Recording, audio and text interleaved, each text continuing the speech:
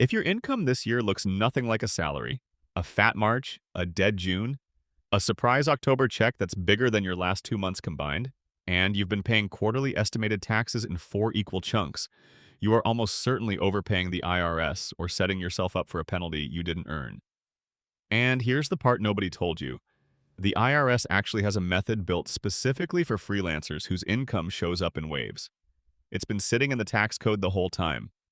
For 2026, with the standard deduction bumping to $21,700 for joint filers, under the inflation adjustments Treasury locked in late last year, and with Form 2210 Schedule AI still being the official way to do this, the math is finally worth walking through line by line.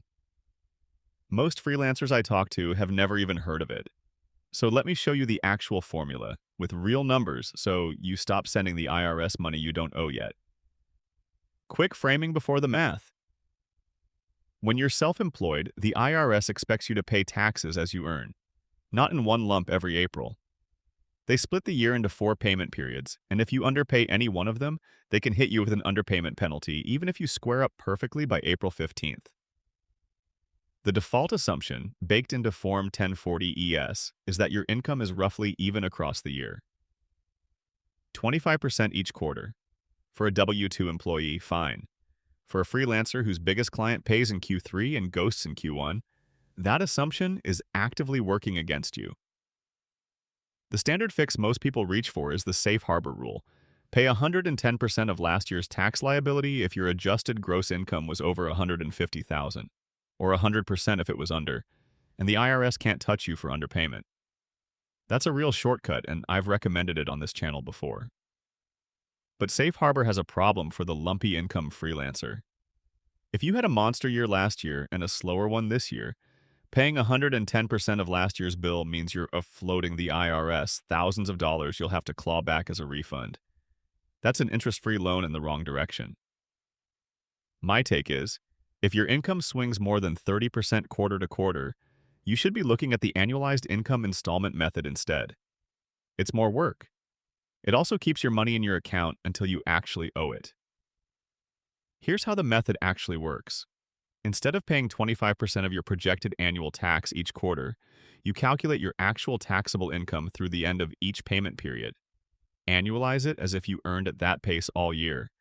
Figure out the tax on that annualized number, and then pay the share that corresponds to the months you've actually worked. The IRS gives you specific annualization factors on Schedule AI of Form 2210, and they are not what you'd guess. The first period covers January through March, 3 months, and the factor is 4. Makes sense. The second period covers January through May, 5 months, and the factor is 2.4. The third period covers January through August, 8 months, factor of 1.5. And the fourth covers the full year.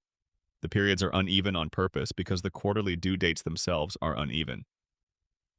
April 15th, June 15th, September 15th, and January 15th of the following year. Notice the second quarter is really 2 months, and the third is really 3. That tripped me up the first time I filed this way, and honestly, I think the IRS designed the form to be slightly confusing on purpose. Let me run an actual example because this is the part where it clicks. Say you're a freelance designer, single filer, and your year shapes up like this. January through March, you bring in $8,000 net of business expenses. Slow start. April and May, you land a big retainer and pull in $22,000 more, so by the end of May, you're at $30,000. June through August, another $20,000, $60,000 cumulative through August. And September through December, you crush it for $60,000 more, ending the year at $120,000 in net self-employment income. If you'd used the equal installment method, you would have owed roughly 1/4 of your projected annual tax bill every quarter starting in April. On $120,000 net after the self-employment tax deduction and the 2026 standard deduction of $15,750 for single filers, which the IRS confirmed in their late 2025 inflation release, your federal income tax plus self-employment tax lands somewhere around $26,000. That'd be roughly $6,500 per quarter, including in April, when you'd only actually earned $8,000. You'd be writing a check bigger than your entire Q1 take-home. Now run it through annualized income. End of March, you've earned 8,000. Multiply by 4. That's a 32,000 annualized income.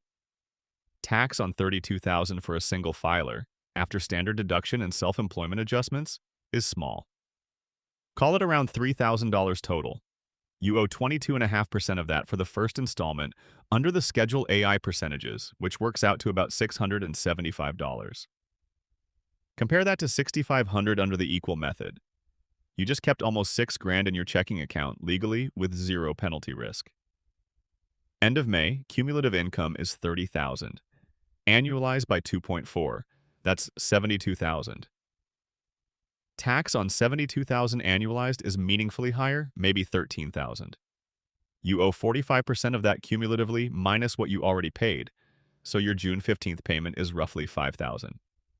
And so on through the rest of the year. By December, your payments have caught up to reality, but you never overpaid early. Now, what trips people up? First, you have to file Form 2210 with Schedule AI when you file your return in April, even if you don't owe a penalty. The IRS won't just take your word that you use the annualized method, you have to show the math. Second, your deductions and credits also get annualized. So if you front-loaded a solo 401k contribution in Q1, that deduction reduces your Q1 annualized income, which lowers your Q1 payment. This is one of the reasons I've been beating the drum on opening a solo 401k early. It stacks with this method beautifully. Third, the self-employment tax piece doesn't get annualized the same way income tax does. SE tax is calculated on actual earnings in each period, not annualized earnings, which the form walks you through, but a lot of DIY filers miss. The edge case that catches people most often, the late-year windfall. Say you cruise along at modest income through September, and then in November, a client pays you $40,000 at once. Under the annualized method, your first 3 installments stayed low because your income was low. Perfect. But your Q4 payment, due January 15th, has to cover the entire tax on that windfall because by then, your annualized income is your actual annual income. People look at that January bill, panic, and assume they did something wrong. They didn't. The method shifted the liability to the period when you actually earned the money. That's the whole point. What you should not do is skip that January payment, hoping to true it up in April. The IRS charges underpayment interest by quarter, and according to the IRS interest rate notice for the first quarter of 2026, that rate is still sitting at 8% annualized for individual underpayments. Skipping January to pay in April costs you real money. One more thing most freelancers get wrong about this whole topic. The phrase, "I'll just write it off," gets thrown around like business expenses are a magic wand. They're not. A deductible expense reduces your taxable income, not your tax bill, dollar for dollar. If you're in the 22% federal bracket plus self-employment tax of 15.3% on the first $168,600 of earnings, that's the 2024 Social Security wage base the SSA published, and it adjusts yearly. A $100 legitimate business expense saves you roughly $37 in tax. Not $100. This matters for the annualized method because every real Section 162 deduction you record in a given period directly lowers that period's annualized income and that period's payment. Tracking expenses by month, not in a panic in March of the following year, is what lets this whole system work. I help freelancers figure out the money side of going solo, and I'll be blunt. If you have lumpy income, the annualized income installment method is the single biggest underused tool in the freelancer tax playbook.